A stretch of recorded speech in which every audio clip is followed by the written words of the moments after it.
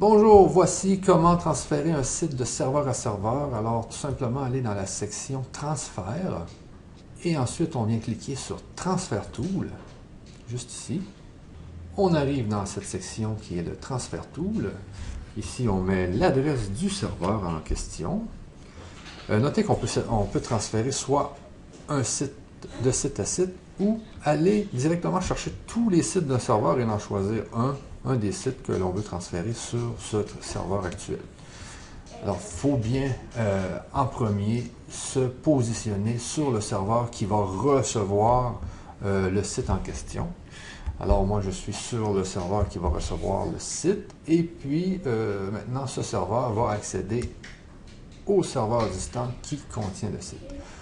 Alors ici, je mets l'adresse du serveur qui est neptune.français.net et je vais prendre le route. Donc, de cette façon-là, je vais avoir tous les sites du serveur et je vais simplement choisir tous les sites que je veux transférer.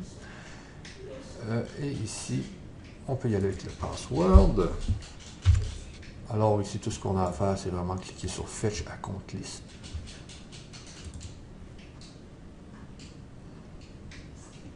Et voici, nous avons la liste complète de tout ce qu'on peut transférer sur notre serveur actuel.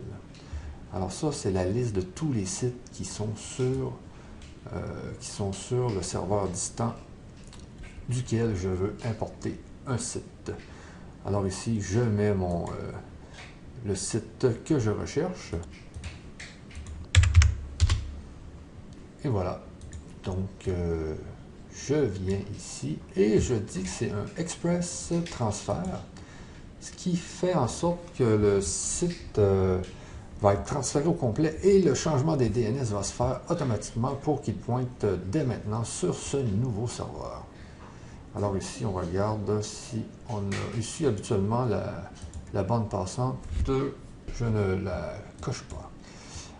Alors ici, on voit que c'est un site de 528 MB et puis on clique tout simplement sur Copie.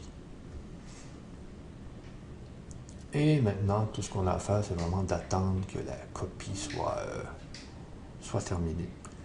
On voit qu'en tout temps, il est possible, là, avec un module de Qt, d'aller voir ce qui se passe dans le log avec cette petite ligne qui est ici. On voit que le transfert ici est terminé. Maintenant, on assiste au restart du site. Et on voit un peu ici le défilement là, du log. Le log qui est justement ici, par Qt.